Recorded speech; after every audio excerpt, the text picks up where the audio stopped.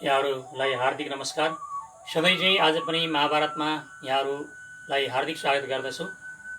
र आजको यो 79औं निबन्धको शीर्षक रहेको छ ब्राह्मण क्षेत्रीय मिलनको लहर। निश्चय नै ब्राह्मण र क्षेत्रीयहरूको राम्रोसँग मिलन भयो भने ब्राह्मण भनेको जन्मजात ब्राह्मण नभएर अध्ययन अनुसन्धान गरेर अगाडि बढेको व्यक्तित्व र क्षेत्री भनेको राजनीतिका सन्दर्भमा अनुभव परिपक्वता प्राप्त गरेको व्यक्तिको दुवैको सन्दर्भमा यदि मिलन हुन सक्यो भने निश्चय नै राज्यले त्यसबाट समुचित लाभ प्राप्त गर्न सक्नेछ भन्ने यस निबन्धको आशय हो। र यो निबन्ध महाभारतको 12औं शान्ति पर्वको विषयवस्तुसँग सम्बन्धित छ। ब्राह्मण क्षेत्रीय मिलनको लाभ। भीष्मले युधिष्ठिरलाई राजधर्म र प्रजापालनको महत्त्व बताएपछि राजाले सदाचारी विद्वान पुरोहित राख्नुपर्ने कुराको चर्चा गर्छन्। राजाको पुरोहित धर्मात्मा र सल्लाह दिनमा कुशल हुनुपर्छ, जसका कारण राजा पनि यस्तै गुणले युक्त हुने भएकाले राजा र प्रजाको सबै किसिमले भलो हुन्छ। पुरोहित नभएको राजा वा राज्य सञ्चालक अपवित्र मानिन्छ। यदि राजा र पुरोहित दुवै धर्मनिष्ठ, श्रद्धेय र तपस्वी हुन्छन्, दुवै एक अर्काप्रति सौहार्द भावना राख्छन् र सहृदयी हुन्छन् भने दुवै मिलेर प्रजाको उन्नति गर्छन्, सम्पूर्ण देवता र पितृहरूलाई तृप्त गरेर प्रजावर्गलाई पनि अभ्युदयशील उन्नतिशील बनाउँछ। यस्ता ब्राह्मण अर्थात् पुरोहित र क्षेत्रीय अर्थात् राजा वा प्रशासकको सम्मान गर्नाले प्रजालाई पनि सुखको प्राप्ति हुन्छ भने दुवैको अनादर गर्नाले प्रजावर्गको विनाश हुन्छ। किनभने ब्रह्मक्षेत्रम हि सर्वेषां वर्णानां मूलमुच्यते, अर्थात् ब्राह्मण र क्षेत्रीय सबै वर्णका मूल मानिन्छ। यस विषयमा राजा पुरुरवा र महर्षि कश्यपको संवाद रूप प्राचीन इतिहासको उदाहरण दिएर भीष्मले युधिष्ठिरलाई ब्राह्मण र क्षेत्रीय मिलनका फाइदाहरू के रहेछन् भन्ने कुराको व्याख्या गर्छन्। ब्राह्मण र क्षेत्रीय दुवै एक साथ रहेर नै सबल हुन्छन्, परन्तु जब ब्राह्मण वा पुरोहितले कुनै कारणले क्षेत्रीय वा राजालाई छाडिदिन्छन् अथवा जब राजाले ब्राह्मणलाई परित्याग गरिदिन्छन्, तब अन्य वर्णका व्यक्तिहरू यी दुवै मध्ये कसको आश्रय ग्रहण गर्छन् भन्ने जिज्ञासा राजा पुरुरवाले महर्षि कश्यपसँग राख्छन्। त्यसको प्रत्युत्तरमा कश्यपले जहाँ ब्राह्मणले क्षेत्रीयको विरोध गर्छन् त्यहाँ क्षेत्रीयको राज्य छिन्न भिन्न हुन्छ। लुटेराहरूले दलबलका साथ राज्यमा अधिकार जमाउँछन् र त्यहाँ निवास गर्ने सबै वर्णका व्यक्तिलाई लुटेराहरूले आफ्नो अधीनमा राख्छन्।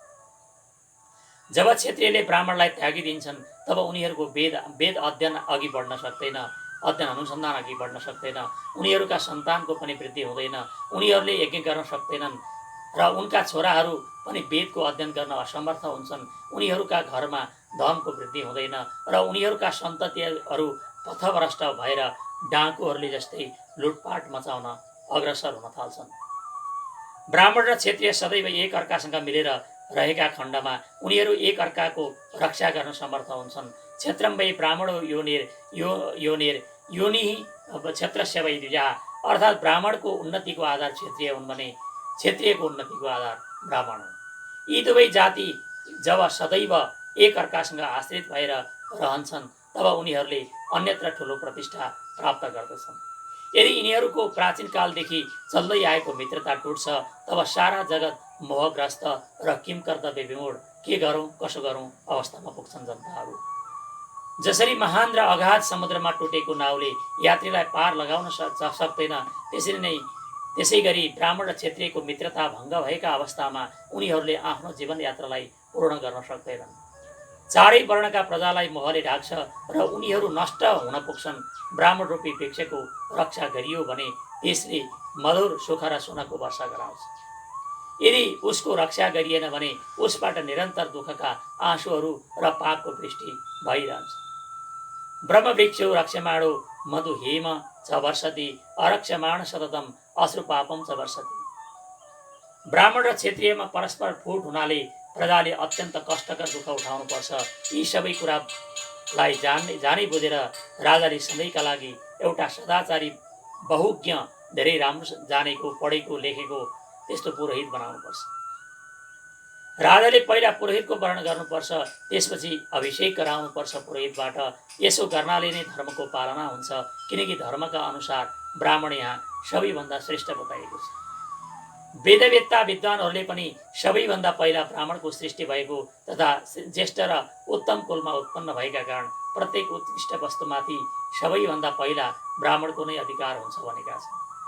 त्यसैले ब्राह्मण सबै वर्णहरूका सम्माननीय र पूजनीय हुन्छन्। ब्राह्मण नै भोजनका लागि प्रस्तुत गरिएका सबै वस्तुहरूलाई सबैभन्दा पहिला भोग गर्ने अधिकारी हुन्। सबै श्रेष्ठ र उत्तम पदार्थहरूलाई धर्मका अनुसार पहिला ब्राह्मणको सेवामा नै निवेदन गर्नुपर्छ, अर्पण गर्नुपर्छ। बलवान राजाले पनि अवश्यमा यस्तै गर्नुपर्छ। ब्राह्मणले क्षत्रिय र क्षत्रियले ब्राह्मणको उन्नति गर्ने भएकाले राजाले सदैव ब्राह्मणको पूजा गर्नुपर्छ, सम्मान गर्नुपर्छ। किनकि राजपुरोहित नै राजाका र अन्य सबै प्रजाका पनि स्वामी मानिन्छ। भीष्मले युधिष्ठिरलाई राजा पुरुरवा र कश्यपको उपाख्यान सुनाएपछि ब्राह्मण र क्षत्रियको मिलन हुँदा प्राप्त हुने लाभको प्रतिपादन गर्ने मुचुकुन्दको उपाख्यान पनि बताउँछ। राष्ट्रको योगक्षेम राजाका अधीनमा छ भने राजाको योगक्षेम पुरोहितका अधीनमा छ।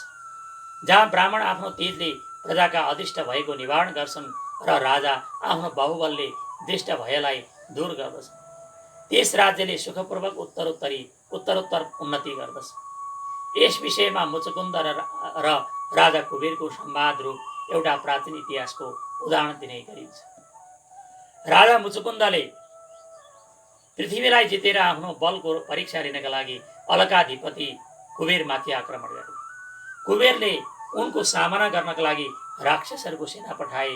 ती राक्षसहरूले मुचुकुन्दका सेनाहरूलाई आक्रमण गर्न थाले। आफ्ना सेनाहरू मर्दै गरेको देखेर मुचुकुन्दले आफ्ना पुरोहित वशिष्ठजीलाई गुहारे। वशिष्ठजीले घोर तपस्या गरेर ती राक्षसहरूको विनाश गरी राजाका लागि विजय पाउने मार्ग प्राप्त गरे। त्यसपछि आफ्ना सेनालाई मर्दै गरेको देखेर राजा कुबेरले मुचुकुन्दको दर्शन गरी उनीसँग केही कुराकानी गरे।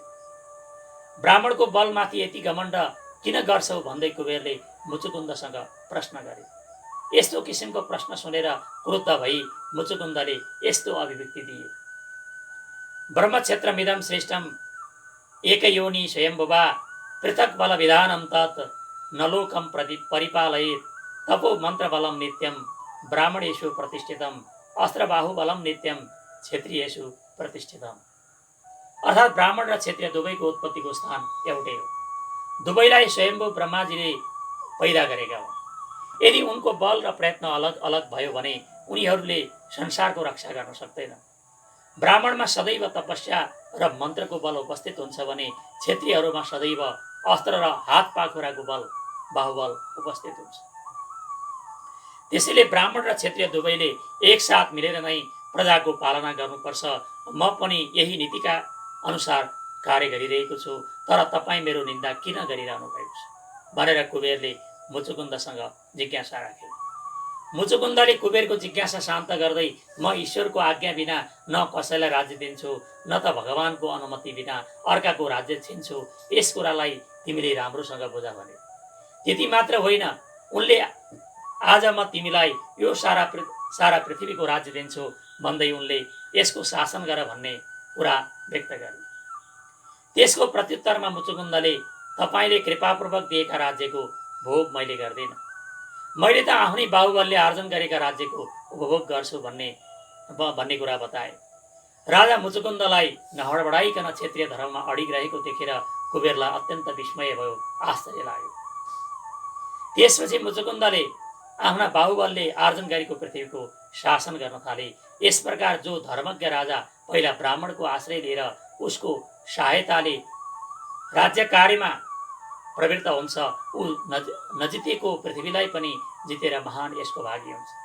त्यसैले ब्राह्मणले प्रतिदिन स्नान, सन्ध्या, तर्पण आदि जल सम्बन्धी कृत्य गर्नुपर्छ भने क्षत्रियले सदैव शस्त्र विद्याको अभ्यास बढाइरहनुपर्छ। यस पृथ्वी तलमा जुनसुकै वस्तु पनि यी दुवैको अधीनमा छन्, क्षत्रिय र ब्राह्मणको अधीनमा छ। नित्योदके ब्राह्मण स्यात् नित्य शस्त्रस्थ क्षत्रिय तयोरी सर्वमायत्तम यत्किञ्चित जगति तलम। वास्तवमा ब्राह्मण, क्षेत्रीय, वैश्य र शूद्र भन्नु नै क्रमशः बौद्धिक, प्रशासनिक, व्यापारिक र सेवामूलक व्यक्तित्वका प्रतीक हुन्। वर्तमानमा कोही पनि जातिगत पेसामा सीमित छैनन्, अडिग रहेका छैनन्। जन्मदात जुन जातमा जन्मी पनि बौद्धिक क्षमतामा अग्रसर भइरहने जुनसुकै जातमा ब्राह्मणत्व भेट्न सकिन्छ। प्रशासनिक कुशलता प्राप्त गर्ने जुनसुकै जातको व्यक्तिमा क्षेत्रीयत्व पाउन सकिन्छ। व्यापारमा कुशलता प्राप्त गर्ने जुनसुकै व्यक्तिमा वैश्यत्व भेट्न सकिन्छ भने सेवामूलक जागिरमा इमान्दारी कायम गर्ने जुनसुकै व्यक्तिमा शूद्रत्व प्राप्त गर्न सकिन्छ। देशको प्रशासनिक नेतृत्व सम्हाल्ने व्यक्तित्वमा क्षेत्रीयत्व हुनु आवश्यक छ र उसले बौद्धिक व्यक्तित्वहरूको सहयोग लिएर शासन सञ्चालन गर्न सकेका खण्डमा जुनसुकै देश र देशका जनताको उत्तरोत्तर प्रगति हुन सक्ने सम्भावना देखिन्छ। यो महाभारतको शान्ति पर्वसँग सम्बन्ध जुन निबन्ध रह्यो, यो 99औं निबन्ध, यो सुनेर यहाँहरूको मनमा लागेका जिज्ञासाहरू जे छन् तिनलाई युट्युबको कमेन्ट बक्समा राखिदिनु न हार्दिक अनुरोध गर्दै आजलाई यहाँहरूसँग बिदा चाहन्छु। धन्यवाद, नमस्कार।